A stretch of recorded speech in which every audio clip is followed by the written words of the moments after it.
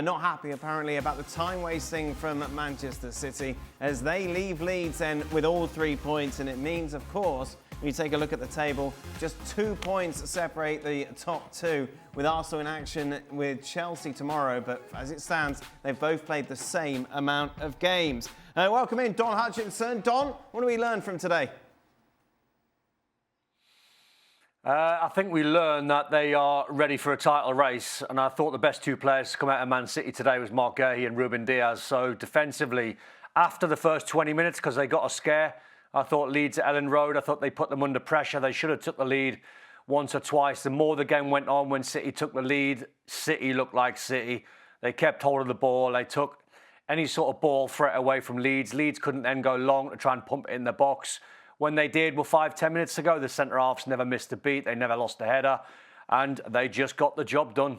They did get the job done with Semenyo once again finding the back of the net, Stevie. What a signing that could prove to be.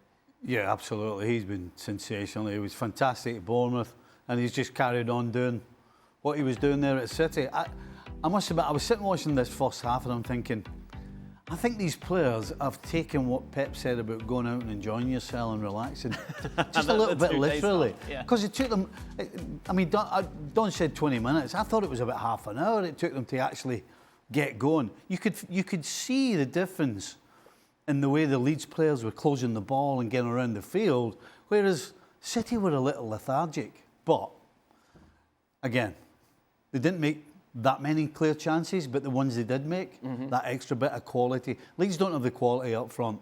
Had they had that, then we might be thinking about or looking at a different result. But City have got that quality when it matters and deserve to win in the end. City are, of course, involved in all the competitions, and what that means is you take a look at their schedule for March and April, it is bonkers, Don. Yeah. I mean, you look at that. I mean, that's why as a pro you want to be in the latter stages of all the competitions, but like frightening fixtures. You look at after the Forest game, you got Newcastle, Real Madrid again, Arsenal quarter-finals, Chelsea, Arsenal again. Yeah.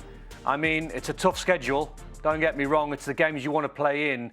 It's, I would imagine, and not having played at that very highest level when you're going for like, you know, quadruples and you're going for like doubles and this, that, and the other. It's how you try and manage it.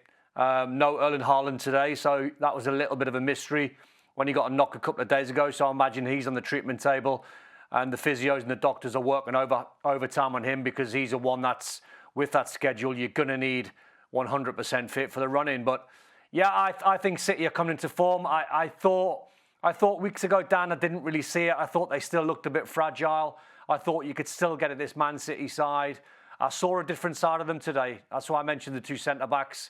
I never really felt as though towards the end of the game that Leeds were going to break them down or get a lucky knockdown in the 18-yard box because the centre-halves and then Donnarumma behind them, I thought they looked really solid.